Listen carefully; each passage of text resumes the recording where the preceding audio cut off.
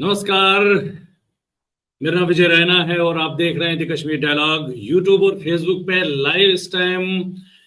तो आज जो हमारा मेन टॉपिक है, जो हम आज बात करने जा रहे हैं, हमारे साथ जो है आज मेहमान हैं वो राकेश हुंडू साहब हैं, जो जनता दल यूनाइटेड के स्पोक्स पर्सन बन गए हैं और माइग्रेंट सेल के इंचार्ज भी बनाए गए हैं। जो कश्मीरी पंडित विस्थापित समाज की जो माइग्रेंट सेल है उसके इनको इंचार्ज भी बनाया गया है। एक सामाजिक और राजनीतिक पहलू से जुड़े हुए एक्टिविस्ट होने के बाद उनका ये कदम जम्मू और कश्मीर की पॉलिटिक्स, यहाँ का जो लैंडस्केप है, पॉलिटिकल लैंडस्केप में एक नया चैप्टर लिखा जा रहा है। आज हम समझेंगे उनके इस फैसले के पीछे की सोच क्या है और आगे क्या विजन रहेगा। आपका बहुत बहुत स्वागत राकेश जी हमारी ये चैनल द कश्मीर डायलॉग में। नमस्कार। बहुत बहुत धन्यवाद विजय जी, बहुत बहुत धन्यवाद। आपके माध्यम से पब्लिक को काफ़ी चीज़ें पता चल रही है। आप बहुत अच्छा काम कर रहे हो, नेक काम कर रहे हो, करते रहो। ये भी एक, आप भी एक सोशल सर्विस ही कर रहे हो ताकि समाज तक मैसेज पहुंचता है, कनेक्ट होते हैं हम लोग आपस में। आप वहाँ जम्मू बैठे हैं, मैं यहाँ पे फरीदाबाद में दिल्ली एनसीआर में बैठा हूँ। आज एक मैसेज भी आया है मेरे को, कल हमारे रिलीफ कमिश्नर साहब आ रहे हैं पृथ्वीराज रोड पे, क्योंकि यहाँ पे जो अभी प्रोग्राम चल रहा है, जो 2 दिन से नोएडा में और अपना फरीदाबाद में, आज शालीमार गार्डन में था, विपिन गार्डन में है अभी, और उसके बाद गुड़गांव में आउटरीच प्रोग्राम जो आयुष्मान के कार्ड बन रहे हैं उसमें भी मैं थोड़ा सा फैसिलिटेट कर रहा हूँ। तो कल 4:30 बजे उन्होंने इनवाइट किया है जितनी भी हमारी संस्थाएं हैं दिल्ली एनसीआर में, उनको इंटरेक्शन करने के लिए और उनसे सजेशन सुझाव लेने के लिए कि इसको और बेहतर कैसे किया जाए। तो उसके लिए वो कल आउटरीच प्रोग्राम रखा हुआ है पृथ्वीराज रोड पे, जहाँ पे जेके हाउस है, लगभग 4:30 बजे के आसपास। जी जी जी विजय जी। जी जी जी जी जी जी।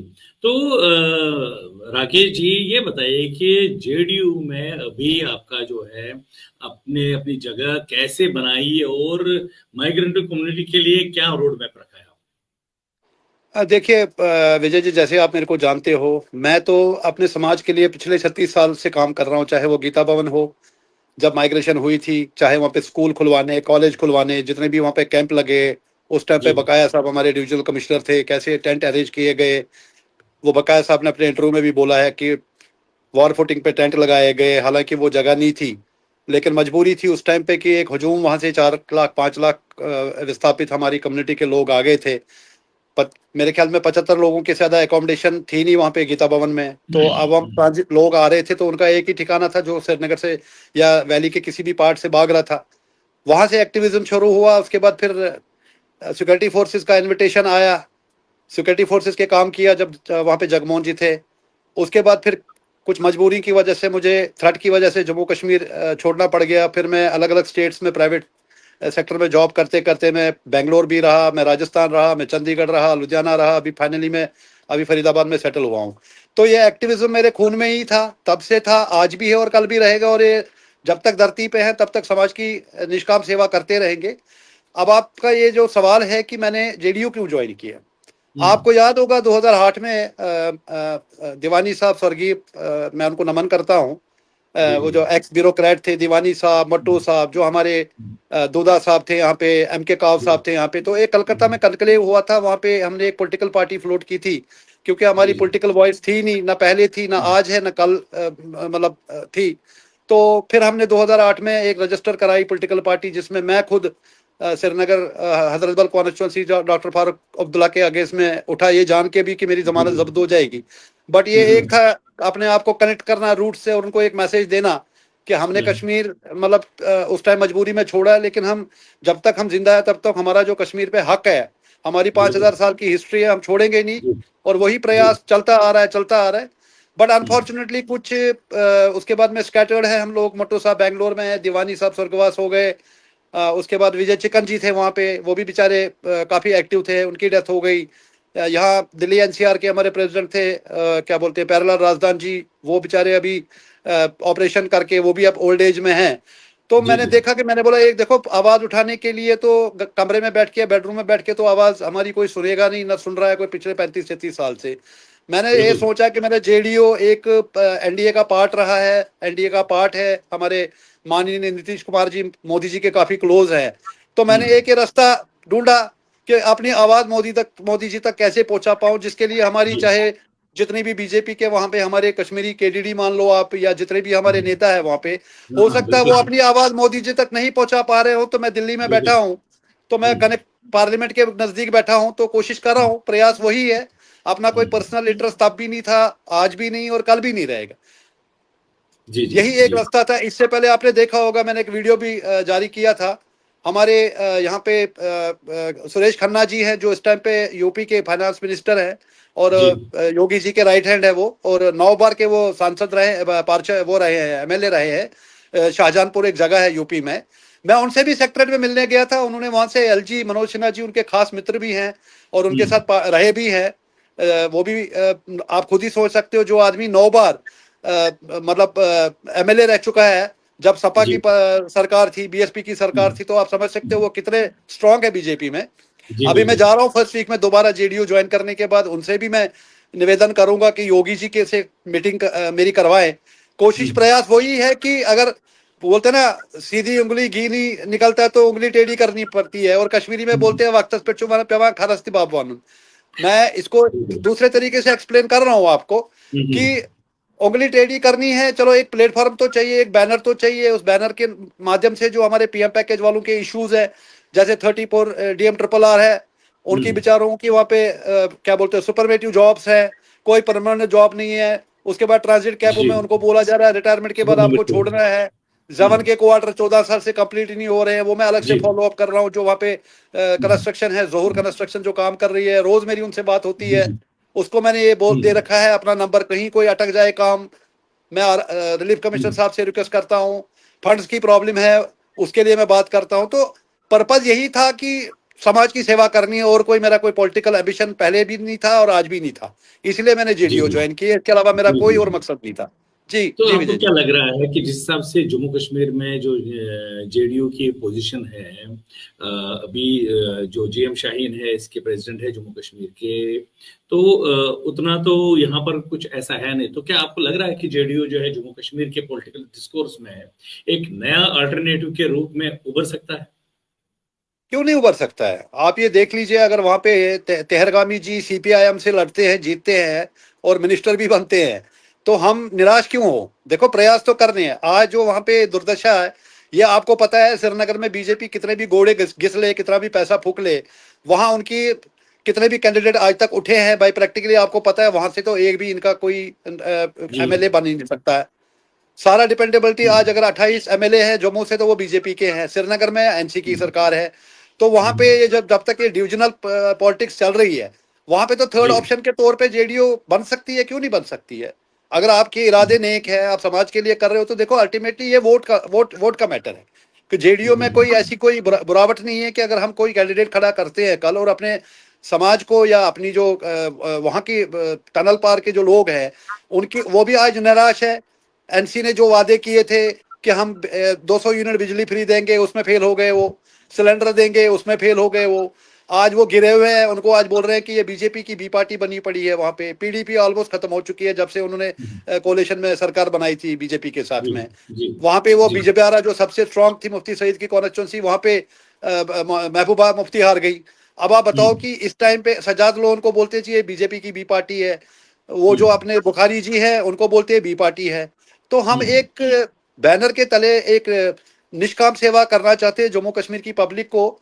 और पब्लिक देख रही है आज की डेट में, शाहीन जी रोज जा रहे हैं, लोगों से इंटरेक्ट कर रहे हैं, मेंबरशिप ड्राइव चल रहा है। अभी मैं जम्मू आऊंगा, जम्मू में भी हम मेंबरशिप ड्राइव करेंगे, हमारी कम्युनिटी में भी, और जो जम्मू के लोकल पॉपुलेशन है उनको भी इंटरेक्ट करेंगे, उनके भी मसले उठाएंगे। तो उनकी भी हम्म, जो प्रॉब्लम्स है उनको करेंगे। देखो, हम तो पब्लिक की आवाज बनना चाहते हैं जम्मू कश्मीर में, एज ए थर्ड ऑप्शन कोशिश कर रहे हैं अपनी तरफ से। बाकी लोग, ये सब डिपेंड करता है वोट के ऊपर है। हम तो जी प्रयास ही बिल्कुल। कर सकते हैं। जी विजय जी जी। जी। तो माइग्रेंट सेल का जो हेड होने के नाते कश्मीरी पंडित कम्युनिटी के इश्यूज को नेशनल फोरम तक ले जाने के लिए क्या स्ट्रेटजी होगी? ऐसा तो अभी आप बता ही रहे थे कि मोदी इनसे, योगी जी से मिलने जा रहे हैं या नीतीश जी से मिलने जाएंगे। तो कश्मीरी हिंदू समाज 36 साल से अभी घर पहुंच नहीं पाया है, रोड पे है, निष्कासन में है। तो किस तरह से इस चीज को आप हाईलाइट करेंगे ताकि कश्मीरी हिंदू समाज को फिर से न्याय मिले? देखिए विजय जी, मैं आपको एक उदाहरण देता हूँ। आपको पता है यहाँ दिल्ली एनसीआर में पिछले 15-16 महीने से रिलीफ बंद था। जी जब यहाँ पे आम आदमी पार्टी की सरकार थी, मैंने भी आतिशी को कई मेल किए हैं, जो पब्लिक फोरम है, मैंने सबके साथ शेयर भी किए थे। उन्होंने आगे वो फॉरवर्ड किए थे यहाँ लेफ्टिनेंट गवर्नर को, तो वहां से फाइल आगे बढ़ी नहीं। अब जब यहाँ पे बीजेपी की सरकार आई विद फुल मेजोरिटी, आशीष सूद जी से हमारे कुछ प्रतिनिधि मिले, उसके बाद सीएम से मिले, जिसमें हमारे नन्ना जी रहना है, हमारे सीनियर एक्टिविस्ट है कम्युनिटी में, आज भी इस उम्र में वो भाग रहे हैं तपती धूप में और बरसातों में। हमारे जी यहाँ पे और भी है, जैसे हाशिया जी हैं, या विनोद कोल जी हैं, या हमारे विनोद सराब जी हैं, और उनकी बाकी जो टीम है, उन्होंने 16 महीने से स्ट्रगल किया और अल्टीमेटली बीजेपी सरकार के अंडर ही ये ऑर्डर निकला। एक तो उनका जो वेरिफिकेशन था वो हो रहा है, उनको एमएसटी दी गई है, तो एक सक्सेस मिली है बीजेपी की सरकार गवर्नमेंट में। तो उससे मेरी और उम्मीदें जग गई, मैं सच्ची बता रहा हूँ आपको। हालांकि मैं भी आगा रहुल्ला से मीटिंग करवाई मैंने, जो एनसी के एमपी है हमारे वहाँ श्रीनगर से, उन्होंने भी, मैंने डेलीगेशन भेजी थी, उनसे अपॉइंटमेंट लेके वहाँ गए। उन्होंने भी अपने यहाँ से अपने जो अपना as a MP honourable home minister को लेटर भी लिखा, तो उसके बाद भी कुछ नहीं हुआ। तो उसके बाद अब जो ये डिसीजन हुआ है, अभी रिलीफ भी, उनका एरियर भी अभी रिलीज हो रहे हैं। तो मेरा कहने का मतलब, इससे मेरे को ये एक कॉन्फिडेंस आया कि जब राइट ट्रैक पे और राइट पर्सन तक हम पहुंचेंगे तो कोई ना कोई रास्ता तो भगवान, बोलते ना गिरते हैं शेर सवाल मैदानी जग में, वो तिफर क्या गिरे जो घुटनों के बल चले। हम तो चल रहे हैं, कर रहे हैं, कोशिश कर रहे हैं, तो एक रास्ता ये भी है, ट्राई मार लेते हैं। इसमें कोई नुकसान तो नहीं है, ना मेरा ना मेरे समाज का। जी मैं किसी जी से पैसा नहीं मांग रहा हूं, मैं किसी को ये नहीं बोल रहा हूं कि मुझे फंड चाहिए, मैं कोई अकाउंट नंबर शेयर नहीं कर रहा हूं जी मेरे अकाउंट में पैसा डाल दीजिए। मैं अपना टाइम दे सकता हूं, अपना खून दे सकता हूं, अपनी एनर्जी लगा सकता हूं। बाकी भगवान के हाथ में है, आप लोगों का सहयोग मिलेगा तो जरूर कामयाब होंगे मोदी जी तक अपनी समस्याएं पहुंचाने के लिए। अभी मैं जी बिहार जी भी जाने की कोशिश कर रहा हूं, मेरी आज शाहीन साहब से भी बात हो रही थी, मैंने उनको बोला कि मेरे लिए भी एक कोई सेवा हो। अभी बिहार जी के इलेक्शन है, और बोलते ना, strike the iron when it is hot, आप समझ सकते हो। तो बिल्कुल मैंने ये 3 तरफा जो अभी कैलकुलेशन लगाई, बहुत सोच समझ के ये स्टेप मैंने उठाया, तो आप समझ सकते हो। वो कहते हैं ना, अक्लमंद को इशारा ही काफी होता है विजय जी। जी मेरा जी जी समाज वैसा पढ़ा लिखा है, उनको समझ आ गई होगी जो मैं आपसे बात कर रहा हूँ। बिल्कुल जी बिल्कुल। विजय जी। मैं मुझे ये बताइए, क्योंकि सोशल एक्टिविज्म आपने बहुत बचपन से ही करते आ रहे हैं, श्रीनगर से ही करते आ रहे हैं। जब आप वहां थे तब भी आपने एक्टिविज्म बहुत जबरदस्त तरीके से किया। फिर उसके बाद जो आपने बताया कि पिछले 40 साल से इसी काम में लगे हुए हैं, तो आपको क्या लग रहा है कि किस तरह से आप इस चीज को देखते हैं कि एक्टिविज्म और पॉलिटिक्स का मिलन एक कंस्ट्रक्टिव चेंज ला सकता है? डेफिनेटली, देखिए जब तक आपके पास में बैनर नहीं होगा इंडिविजुअली, तो आप, हम लोग मतलब हर घर में लीडर है। आज हम अगर हम्म, 5 लाख 7 लाख कश्मीरी पंडितों की बात करते तो हमारे पास 7 लाख लीडर है, हर घर में एक नेता है। तो लेकिन बैनर चाहिए। इंडिविजुअली तो मैं किसी से भी बात करूं, मुझे पूछेगा नहीं कोई, इवन मेरे को हो सकता है कि अपॉइंटमेंट भी ना मिले। मैं कल को माननीय होम मिनिस्टर से अपॉइंटमेंट लेने की कोशिश करूंगा, as a individual Rakesh Kundu मुझे कोई अपॉइंटमेंट देगा नहीं। तो कोशिश करेंगे कि, क्योंकि एनडीए का पार्ट है जेडीयू, उनके थ्रू, नीतीश कुमार जी के थ्रू, उनके ऑफिस के थ्रू, उनके एमपीज के थ्रू, या हमारे यहाँ पे क्या बोलते हैं, चिराग पासवान जी है बिहार से, उनसे भी क्योंकि वो भी पार्ट है, क्योंकि अभी जो अनाउंसमेंट हुई है 101 सीटों पे हमारी पार्टी जेडीयू लड़ रही है, 101 पे बीजेपी लड़ रही है, 26 सीटों पे एलजेपी लड़ रहा है, चिराग पासवान जी लड़ रहे हैं, उनको 26 सीटें दी गई है लड़ने के लिए, मतलब कॉन्स्टिट्यूंसीज में वो जी जी लड़ेंगे। जी तो जी है तो परिवार ही सारा, तो किसी ना हम्म किसी का सहारा लेंगे। वो बोलते ना, अंधे को लाठी का सहारा।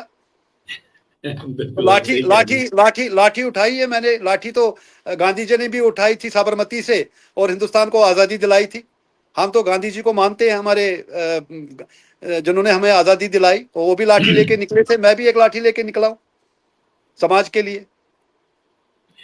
अच्छा, यहाँ एक कमेंट आया है सर, ये मैं पढ़ता हूँ। ये शुभन चंगू जी लिख रहे हैं, हंडू जी, जेके में कोई भी पंडित जीत नहीं सकता है, बेशक वो किसी भी पार्टी का हो।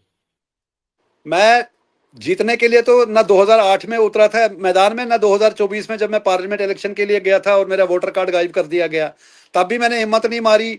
मैं डटा रहा। उसके बाद मैंने दोबारा अप्लाई किया, तो मेरे को अब अपनी, पहले मेरा जो वोटर कार्ड था वो मेरा जम्मू का था, क्योंकि हमारा जम्मू में भी रघुनाथ बाजार में मकान था।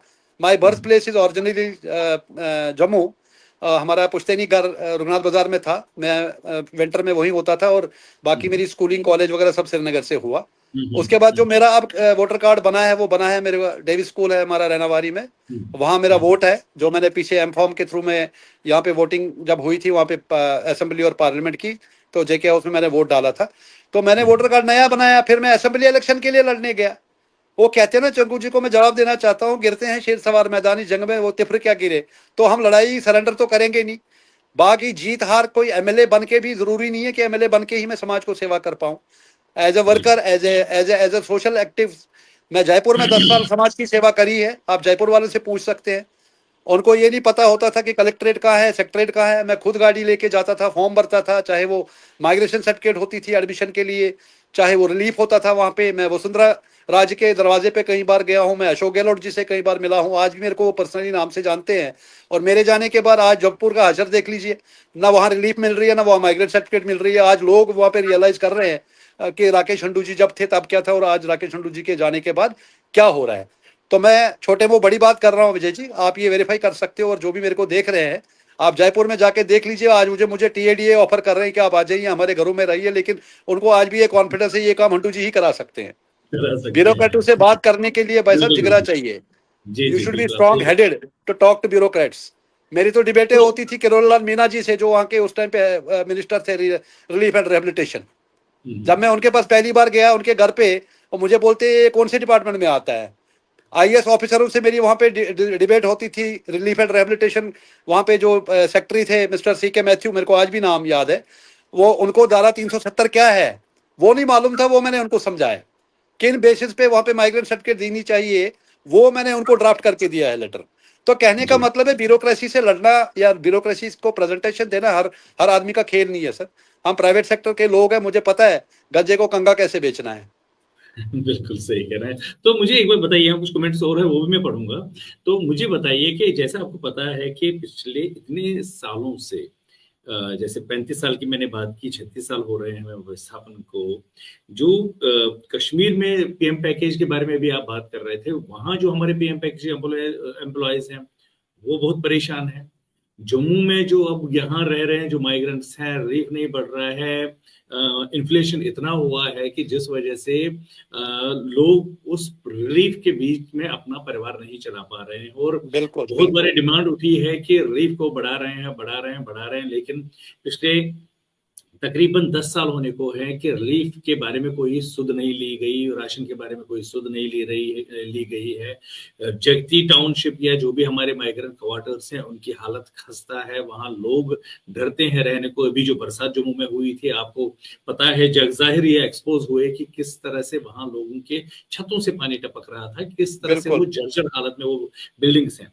और अब आप इस एक बहुत ही इंपॉर्टेंट पोजीशन पे आ गए हैं as a spokesperson Jammu Kashmir JDU का, और माइग्रेंट सेल के आप हेड भी हैं।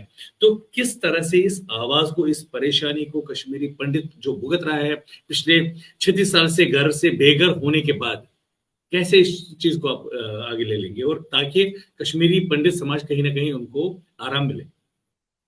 विजय जी, शायद आपने देखा होगा कुछ टाइम पहले वहाँ पे डेली एक्सेलसियर में भी मैंने एक स्टेटमेंट दिया था, जिसमें मैंने ये मुद्दा उठाया था। जो वहाँ पे सबसे इस टाइम पे बर्निंग इशू था वो था पानी का, कि उनको जो पानी वहाँ पे गंदा हो रहा था, कुछ वहाँ पे बीमार पड़े थे लोग, वो भी मैंने मुद्दा उठाया था। आज भी मैं एक फेसबुक चैनल पे देख रहा था, आज एक आज़ाद साहब की जो पार्टी है उसका एक डेलीगेशन गया था आज। वो आज रिलीफ कमिश्नर साहब से मीटिंग करके आए हैं, जो मैंने अभी जी देखा। मेरी प्यारेलाल जी से फोन पे भी बात हुई थी। जी मैं जी ऐसा नहीं कि मैं अपनी पार्टी की तरफ से ही कर रहा हूँ, प्यारेलाल जी अपने एफर्ट कर रहे हैं वहाँ पे। मैं कहता हूँ कोई भी आ जाए, अल्टीमेटली काम होना चाहिए। इसमें कोई ईगो क्लैश नहीं है कि प्यारेलाल जी गए तो उन्होंने नंबर बना लिए, हंडू जी गए तो, अल्टीमेटली समाज का काम होना चाहिए। वो कहते हैं ना, साम दंड भेद यूज करो। मैं बोल रहा बिल्कुल। हूँ कि मेरे दिमाग में ऑलरेडी है। मेरी कल सोनू जी है वहाँ पे, सोनू उर्जू, आप जानते होंगे, उनसे भी कल जी डिबेट पे बात होती रहती है। I am connected to each and every person, मेरी बात होती रहती है कि उनकी जो खस्ता हालत है। आज इन्होंने रिलीफ कमिश्नर साहब से मीटिंग करी, कल वो फॉर्चुनेटली यहाँ आ रहे हैं। जो भी इनके मसाइल है वो मैं उनसे डिस्कस करूंगा। कारवानी साहब आ रहे हैं कल यहाँ पे जेके हाउस में, मैं जा रहा हूँ 4 साढ़े 4 बजे मीटिंग है जी मेरी जी उनके साथ। जी जी जी तो कल उनसे मैं ये मुद्दे जरूर उठाऊंगा, मैं भी अपनी तरफ से प्रेशर लाऊंगा। आज प्यारेलाल जी गए थे वहाँ पे, आजाद साहब की जो पार्टी है, जी डीएपी जो भी है, और वो लोग गए थे, 1 घंटा उन्होंने ब्रीफ किया है, उन्होंने उनको एश्योर किया है कि कुछ फंड्स के लिए उन्होंने गवर्नमेंट से डिमांड की है, कुछ फंड्स रिलीज होंगे। तो जो वहाँ पे रिपेयर वर्क है, मैं कहता हूँ जगती भी हमारी कोई परमानेंट रेजिडेंस नहीं है, वो भी एक टेम्परेरी ट्रांजिट कैंप ही है हमारा। क्योंकि हम जब कश्मीर से निकले थे हमें पता नहीं था कि हमारी उस टाइम तो ये लग रहा था कि 6 महीने के बाद हालात ठीक हो जाएंगे। अनफॉर्चुनेटली अगर जगमोहन को ये हटाते नहीं तो मैं वादा करता समाज को उस टाइम पे कि मैं 6 महीने के अंदर अंदर अपने समाज को वापस लेके जाता था। इसलिए मैं अपनी जान जोखिम पे डाल के वहाँ पे सिक्योरिटी फोर्सेस के काम करने गया था, और मुझे कोई शौक नहीं था, ना मैं कोई वहाँ पे भर्ती होने गया था। लेकिन अनफॉर्चुनेटली कुछ रही है दिक्कतें परेशानी, कुछ हमारी लीडरशिप में भी कमियां रही हैं, जिसकी वजह से हमारा ये एग्जाइल 36 साल तक खिंच गया। फिर भी अब आज मेरी उम्र 60 साल की हो गई, अब भगवान पता नहीं कब बुला ले। अब यही उम्मीद करते हैं कि कम से कम जब तक हैं धरती पे तब तक कोशिश करते रहेंगे, तो एक ना एक दिन तो सवेरा, हर अंधेरे के बाद में, हर रात के बाद में सवेरा तो होता ही है। हमारे पूर्वजों ने भी साथ साथ माइग्रेशन झेली है, उसके बाद भी ललदा बोलती थी ना, स्वर्गीय समहो ऐसी राजरामहो चल के अजरावे कहान गाँव, ये गाँव तो हमारी तब से खोई हुई है। और हमारे पूर्वजों ने भी 7 बार माइग्रेशन के बाद भी अपने रूट्स गाड़े हैं, जिसको हम कहते हैं कि कशीर रूट कहा घर।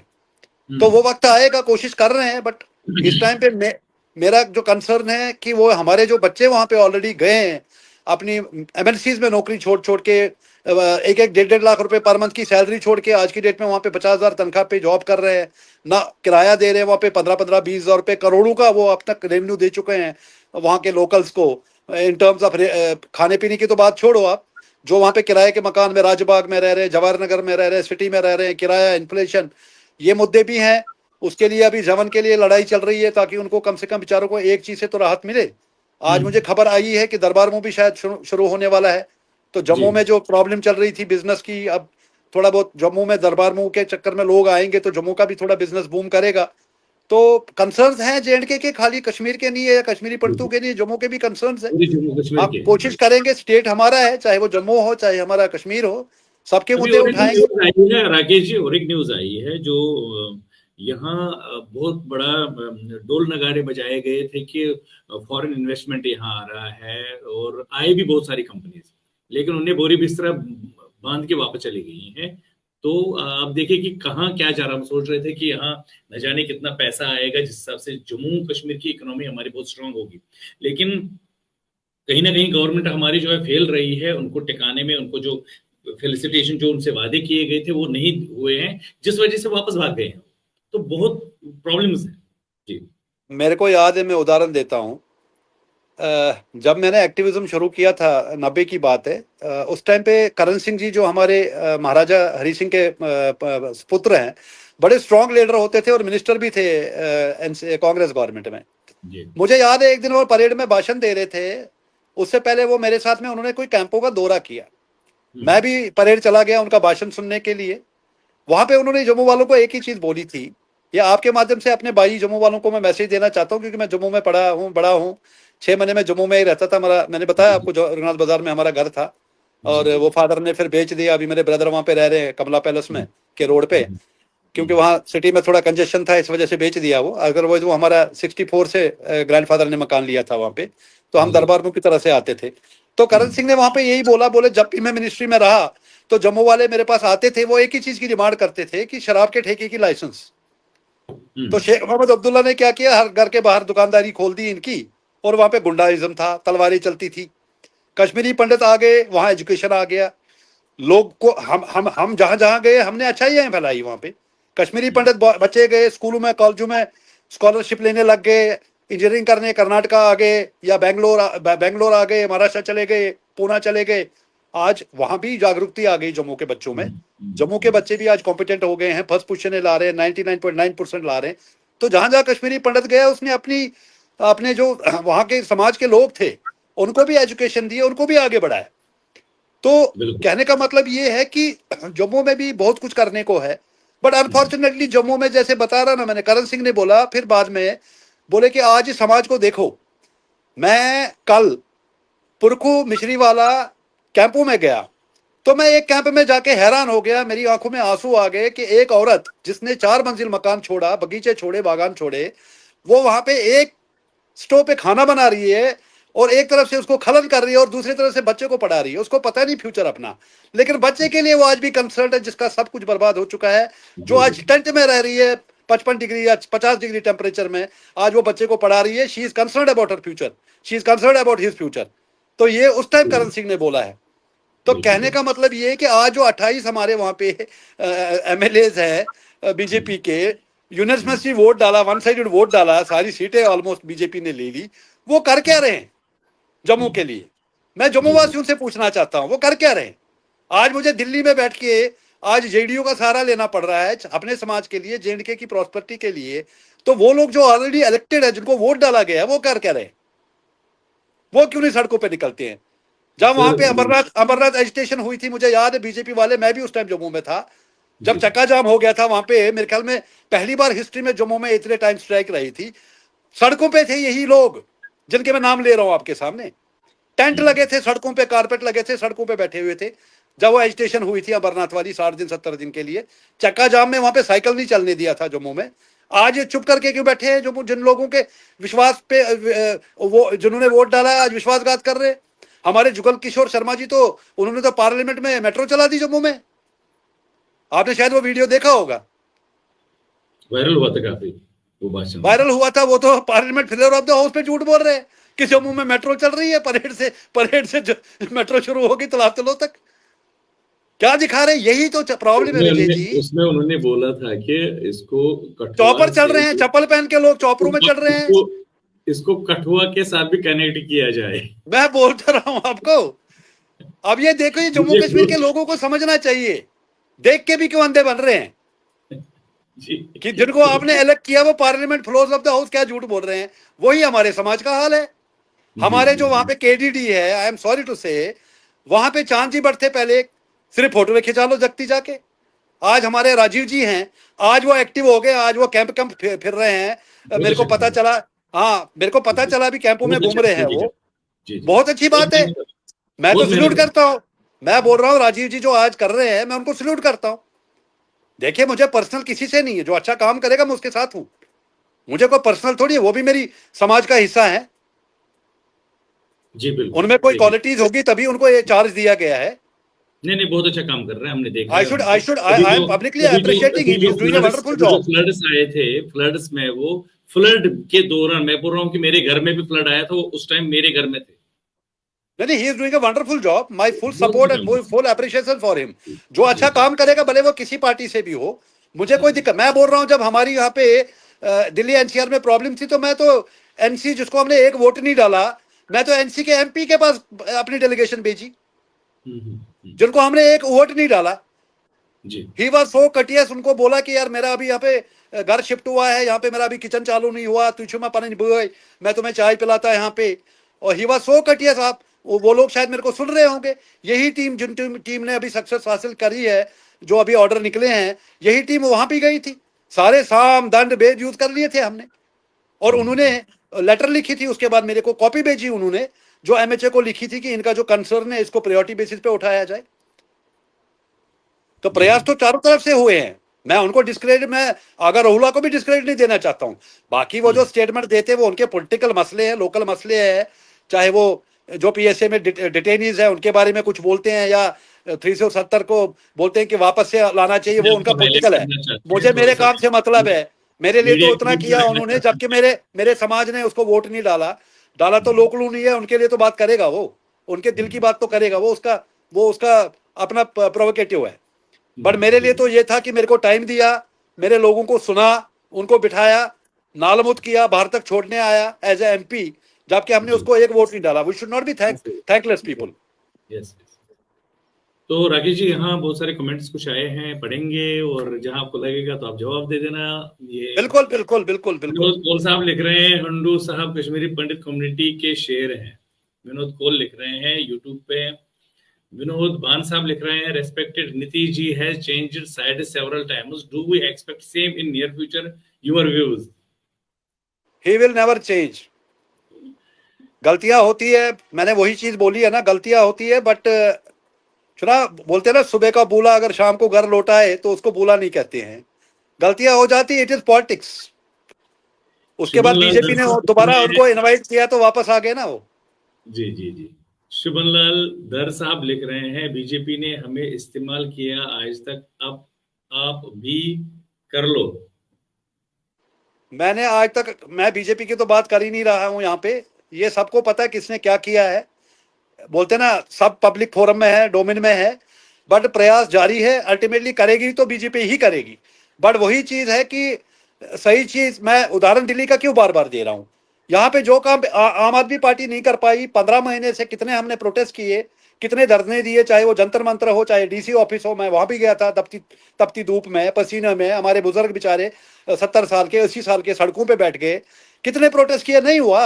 अल्टीमेटली दिल्ली का मैटर भी तो बीजेपी ने ही किया सॉल्व। जी जी जी। ये करी, कश्मीर में बोलते थे ये करी ती करी बाप करी लो लो। आज मैं समाज को बोलना चाहता हूँ, ultimately Modi ji is getting stronger day by day. ये करी ती करी मोदी जी कर लो लो। हमें निराश नहीं 19 होना चाहिए। उम्मीद पे दुनिया 2040, कायम है।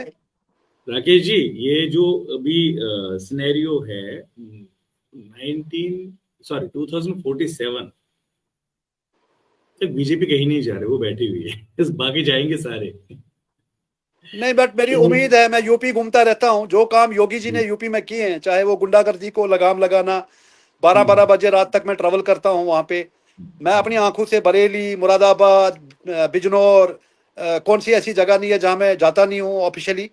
और आज वहां 12-12, 1-1 बजे, 2-2 बजे तक लोग सड़कों पे चल रहे हैं।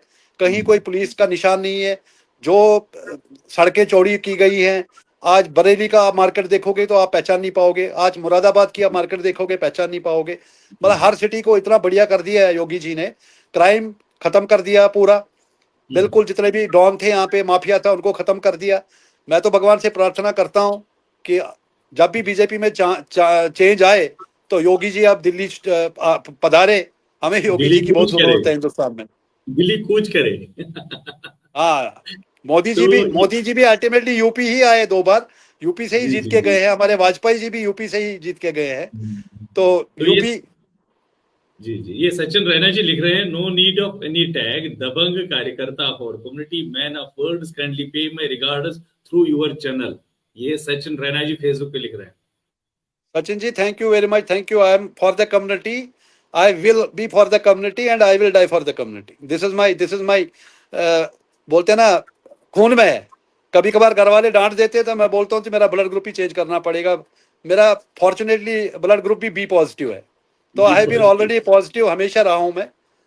जी जी बहुत अच्छी बात है। तो ये विनोद भान साहब लिख रहे हैं कि KPs in all the political parties should try for enhancement of relief as meager relief is not sufficient for poor migrants, जो हम अभी बात यस, कर रहे थे। यस, यस, ये हमारे एजेंडा में है।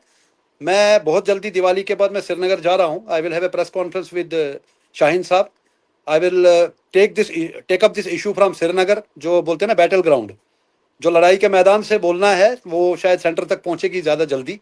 और मीडिया को वहाँ पे बुलाएंगे। जो मुद्दे हैं, मैंने कल पीएम पैकेज के कुछ भाइयों को जो ऑलरेडी इसके ऊपर जो 34 ट्रिपल DMR है उसके ऊपर काम कर रहे हैं, मैंने कल रंजन जी को भी रिक्वेस्ट करी है कि जो भी इसके अलावा आपके मुद्दे हैं आप मुझे दे दीजिए। मैं कोशिश करूंगा नीतीश जी के थ्रू, बिहार के रास्ते या यूपी के रास्ते में मोदी जी तक पहुंचाऊं। जो कि हो सकता है जम्मू कश्मीर से नहीं पहुंच पा रहा हूं। डिस्टेंस ज्यादा है, वहां से 1000 किलोमीटर।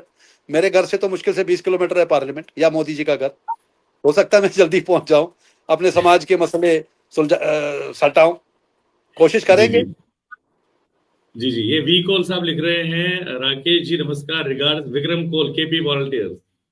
नमस्कार नमस्कार कर रहे नत्र, हैं Vikram ji is also Vikram doing a जी। Fabulous job. विक्रम जी को मैं एक मैसेज देना चाहूंगा कि अनफॉर्चुनेटली हमारी कम्युनिटी में क्या है ना, वी जंप टू कंक्लूजन्स। अगर मैं अभी कोई आइडिया बता रहा हूँ तो हम उसको फ्लोट करने से पहले कंक्लूजन में बात था, वहीं क्या करिए, ये इनको स्वच्छ। तो विक्रम जी आप डिसहार्टन मत होइए। You should always take everything in a positive sense. अगर कोई क्रिटिसिज्म करता है उसी से हम आगे बढ़ते हैं। हेल्दी जी जी जी क्रिटिसिज्म इज ऑलवेज वेलकम। इससे हमारा खून और होता है और जोश होता है कि यार ना केनत पे कारण। मेरे ये को सीनिक्स। जयपुर में 10 साल मैंने सेवा की, वहां पे मेरे को हर बार जूते ही पड़े हैं। मेरे को किसी ने फूलों की माला आज तक नहीं पहनाई है। मेरे को एक बार ही फूलों की माला पहनाई थी स्वर्गीय दीवानी साहब ने, जब मैंने Jammu Kashmir national united front join किया था जम्मू प्रेस क्लब में। और उसके बाद मैं शेर की तरह जयपुर का घर वर सारा बेच के श्रीनगर गया था हुर्रियत को चैलेंज करने के लिए, जब हुर्रियत ने बाइकआउट कॉल दिया था। और लड़ने की भी गया था छोटे मोटे हाथी आदमी से नहीं, टाइगर ऑफ जी जी line of National Conference Farooq Abdullah मुझे फोन करके बोलते थे आता बटा से जिया दमस हाँ, मेरा कुछ जाना नहीं तुम्हारा कुछ रहना नहीं। मेरे को हुर्रियत वाले बोलते थे जो पन बट वो है। मैं उनको बोलता था एक काम करो तुम पत्थर मारने के 500 रुपए देते हो 1000 रुपए कर दो, मैं तो चाहता हूँ तुम वोट ही ना डालो, मैं माइग्रेंट वोट से जीत जाऊंगा। और मेरे को हंसते थे बोलते हैं कल खराब बट। तो कहने का मतलब ये है कि अब मेंटेलिटी वही है, तब नहीं डरे जी जी जब 22 साल की जी उम्र थी, अब बहुत गई थोड़ी रही। जो जिंदगी बाकी बची है वो समाज के लिए देंगे, कोशिश करेंगे। से ये सीनिक स्पॉट्स लिख रहे हैं, ask mister Handoo what is fate of JDU in J and K and why you closed your political party and joined JDU which has no seat in J and K. वही जो आपने पहले ही बता दिया है। नहीं, मैं दोबारा रिपीट करना चाहूंगा। जी Jammu Kashmir national united front हमारी जो है वो हमने 2008 में रजिस्टर करी थी। हम्म अनफॉर्चुनेटली उसके बाद हमारा जो ऑफिशियल एड्रेस भी था वो अम्फला का था, जो दीवानी साहब का ऑफिस था। तो सारी हम्म कॉरेस्पॉन्डेंस वहां पे होती थी। हम्म कुछ हम लोग प्राइवेट सेक्टर में हैं, मट्टू साहब बेंगलोर बैठे हुए जो कन्वीनर है पार्टी के, उसके हम्म मशहूरी साहब थे बेचारे, उनकी डेथ हो गई। उसके बाद में विजय चिकन जी वहाँ एक्टिव थे, उनकी डेथ हो गई। तो धीरे धीरे करके ये कोई एक्टिविटी नहीं रही पार्टी में। तो उसके बाद में फिर इलेक्शन कमीशन ऑफ इंडिया को मैंने लेटर लिखा था, तो उन्होंने वहां से जवाब दिया कि आपकी जो रजिस्ट्रेशन है वो उन्होंने कुछ होल्ड पे रखी हुई है। तो फिर मैंने मट्टू साहब से बात की, तो अब मट्टू साहब भी अब बेंगलोर बैठे हुए हैं, मैं यहाँ बैठा हूँ। और दूसरी बात यह है कि मुझे लगा नहीं कि हम Jammu Kashmir national united front को कोई ऐसा वास्ट दे सकते हैं, क्योंकि जम्मू कश्मीर में वही पार्टी होगी जिसमें डोगरा भी होगा, कश्मीरी मुस्लिम भी होगा और कश्मीरी पंडित भी होगा। तो तब वो पार्टी के चांसेस है आगे बढ़ने के। तो हमने जो जम्मू कश्मीर यूनाइटेड फ्रंट जो बनाई थी उसमें मेनली वही था कि ये हिंदुओं की पार्टी है। तो इस वजह से अल्टीमेटली अगर हम रिटर्न की बात कर रहे हैं तो हमको लोकल पॉपुलेशन को कॉन्फिडेंस में लेना ही लेना पड़ेगा, चाहे जी हम होमलैंड की बात करें। रास्ते जी वही हैं, गलियां वही है, कोचे वही हैं। हम कोई हेलीपैड तो बना नहीं सकते हैं वहां पे कि हम हेलीपैड से पन कश्मीर में लैंड करेंगे। जाना इनकी गलियों में से ही, इनके मोहल्लों में से ही। कारपेंटर भी इनका होगा, मैसन भी इनका होगा, किराने वाला भी इनका ही होगा, गाड़ी चलाने वाला भी इनका ही होगा। तो उनको दूध वाला कॉन्फिडेंस भी। में लेके, बट झुक के नहीं जाएंगे, सर ऊंचा करके जाएंगे with our dignity and honour and no compromise. जी जी जी राकेश जी, आपका मैं बहुत बहुत धन्यवाद करता हूँ। अपने सफर में अपनी सोच और अपने मिशन को हमारे साथ शेयर करने के लिए, जम्मू और कश्मीर की पॉलिटिकल और सोशल सिनेरियो में नया विचार लाने के लिए और नए चेहरे की जरूरत थी। और हुंडू जी का ये कदम उसी दिशा में एक नई सोच का प्रतीक है। अगर आप ये बातचीत पसंद आई है आप सभी दर्शकों, तो जरूर कमेंट जैसे आपने किया है हमें अपनी तरफ से सब्सक्राइब भी करें, लाइक भी करें और शेयर भी करें। अंत में सर, लास्ट में क्लोजिंग स्टेटमेंट आपका लेना चाहूंगा। विजय जी, मैं आपके माध्यम से अपनी कम्युनिटी को एश्योर करता हूँ। जब मैंने एक्टिविज्म शुरू किया था, खैर एक्टिविज्म तो स्कूल कॉलेज में भी था, मोहल्ले में भी था। लड़ाई होती थी मोहल्ले में, अगर किसी कश्मीरी पंडित जी की लड़ाई होती थी किसी मुसलमान से, किसी भी रीजन की वजह से, तो वो हम्म भगवानों नहीं करता था, वो करता था बंटियों। तो मैं हम्म उस टाइम पे निकलता था। बचपन से ही हम मतलब डरते नहीं थे किसी से भगवान के अलावा, आज भी नहीं डरते हैं। मैं अपने समाज को दोबारा एश्योर करना चाहता हूँ जी, मेरा कोई पर्सनल इंटरेस्ट नहीं है। मैं भी एक प्राइवेट जॉब कर रहा हूँ, मैंने भी लाइफ में बहुत स्ट्रगल किया है, बहुत ठोकरें खाई है। मैं तो फौजियों की तरह नौकरी करी है, जयपुर में भी रहा हूँ, मैं बेंगलोर पर तक पहुंचा हूँ, मैं गुजरात में रहा हूँ, मैं जलंधर में रहा हूँ, लुधियाना में रहा हूँ, चंडीगढ़ में रहा हूँ, करनाल में रहा हूँ, फाइनली हम्म फरीदाबाद में मैं सेटल हो गया हूँ। तो मैंने दर दर की ठोकरें खाई है। मैं भी जानता हूँ कि मैंने आज अपने परिवार को कैसे खड़ा किया, जैसे पूरे समाज ने किया, सबने अपनी मेहनत से किया। हमें किसी पॉलिटिकल पार्टी ने आज तक कोई सपोर्ट नहीं करी है। जहां तक रिलीफ की बात है उसके लिए भी लड़ूंगा मैं। पीएम पैकेज के लिए जो भी मेरी कम्युनिटी से रिलेटेड इश्यूज है वो मैं कोशिश करूंगा, मेरी प्रायोरिटी वही है। मुझे एमएलए एमपी या राज्यसभा में जाने का कोई शौक नहीं है। हाँ, आप लोग सपोर्ट करोगे, वहां भेजोगे तो बहुत खुशकिस्मती की बात है। वहां भी मैं इसी डेडिकेशन और इसी ईमानदारी से 24 घंटे मेरे दरवाजे खुले रहेंगे। वहां भी जाऊंगा तो समाज की सेवा करने ही जाऊंगा। इसके अलावा मेरा अब लाइफ में कोई इतना लालच नहीं है, मिशन नहीं है। मैंने बेटी की भी शादी कर दी है, मैंने घर में बहू भी लाई है, मेरी बेटी भी शादी हुई हो चुकी है। अब मुझे कोई ना लालच है ना मेरे को अपने बच्चे का किसी का एडमिशन कराना है। भगवान की दया से 4 पैसे कमा रहा हूँ, आराम से जिंदगी जी रहा हूँ, घर अपना है, गाड़ी है नीचे। तो मुझे किसी चीज की जरूरत नहीं है, बस मुझे मॉरल सपोर्ट चाहिए, कम्युनिटी का साथ चाहिए इस लड़ाई में, क्योंकि अकेला मैं लड़ नहीं सकता हूँ। मुझे शोले का असरानी नहीं बनना है। आधे उधर जाओ आधे इधर जाओ। तो मैं समाज से निवेदन करता हूँ, अगर आप लोगों को मेरे ऊपर भरोसा है, मेरा आप क्रेडेंशियल चेक कर लीजिए, फेसबुक पे अवेलेबल है। अभी एक किताब निकली है जो कंधारी साहब ने रिलीज की है, जो कर्नल कंधारी जी रिटायर्ड है आर्मी से, वो भी 90s में थे वहाँ पे। मेरे बारे में आईजी काबू जो उस टाइम आईजी थे बीएसएफ के वहाँ पे, उन्होंने आर्टिकल लिखा है। कर्नल टिक्कू साहब जो ऑल इंडिया कश्मीर समाज के प्रेसिडेंट भी रहे हैं, उन्होंने भी आर्टिकल लिखा है। अब तो अखबारों में भी निकल गया है, आजकल मैगजीनों में भी निकल गया कि मैंने 90s में क्या काम किया हो, चाहे वो एंटी मिलिटेंसी हो, चाहे वो गीता भवन हो, चाहे स्कूल हो, चाहे वो शेल्टर जी हो, चाहे वो राशन बिल्कुल। मंगाना हो पंजाब से, सब कुछ उसमें मेंशनड है। तो ये तो सब ऑन रिकॉर्ड्स है, मैं कोई हवा में बात तो कर नहीं रहा हूँ कि मैंने ये किया वो किया। खैर मैं उसका बिल्कुल। कोई क्रेडिट नहीं लेना चाहूंगा, ये तो मेरे खून में है, ये तो कुछ नहीं किया मैंने समाज के लिए, बहुत कुछ जी करना जी अभी बाकी है। जी जी जी। जी जी आपका जी विजय जी। लास्ट में एक कमेंट में पढ़ूंगा जाते जाते। गुड, ये विनोद बान साहब लिख रहे हैं, good that he cares about KPs. तो इसी के साथ सबों का मैं तहे दिल केयर से। करता आ रहा हूँ और आगे भी करता रहूंगा, ये बान साहब को मेरा वादा है। मेरे बारे में जाने के तो मैं 35 साल से समाज की सेवा कर रहा हूँ। आचमना कशिर पर क्यों, ये कीड़ा नहीं निकलेगा। ये कीड़ा जब जयपुर में गया था तो जयपुर में भी मेरे को अल्टीमेटली, आप विजय जी आपको सरप्राइज होगी, जयपुर में मैंने कॉन्स्टिट्यूशन चेंज किया था, वहां भी यही होता था कि प्रेसिडेंट एक लॉबी का, जनरल सेक्रेटरी एक लॉबी का, ट्रेजरर एक लॉबी का। और वहां पे क्या होता था, जब मीटिंग होती थी संडे को, जगह तो है ही नहीं वहां पे, पार्क में होती थी, उसको बोलते हैं हम लैंडस्केप पार्क, मानसरोवर ठीक। में, क्योंकि मेजोरिटी कम्युनिटी रहती है। जी वहां पे आते थे, एक दूसरे को पैजामा खींचते थे, एक उठता था उसकी डूर खींचता था। फाइनली लोगों का इंटरेस्ट ही खत्म हो गया, ये आज क्या करने का सुनता अच्छे का लेक।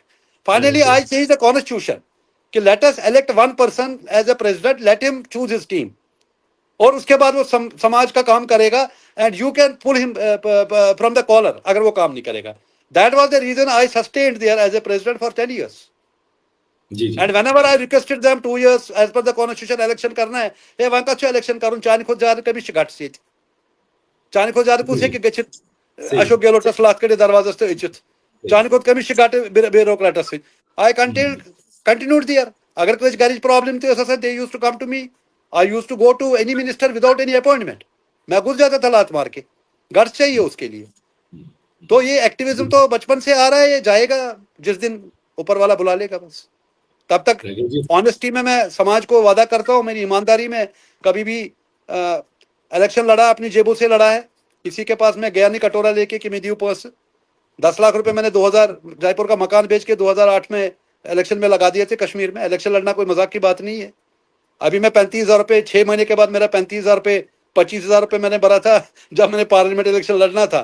फिर रसीद खो गई, फिर मैं असेंबली इलेक्शन लड़ने गया 10,000, यहाँ से 22 गया, वहाँ 15 दिन होटल में रहा। उसके बाद दूसरी बार गया 15 दिन वहाँ पे, इंदिरा नगर पीएम पैकेज वाले सब जानते हैं, मेरे को देख रहे होंगे, वहाँ इंदिरा नगर में होटल में रहा, खाया भी पिया भी अपनी जेब से अपनी तनख्वाह से।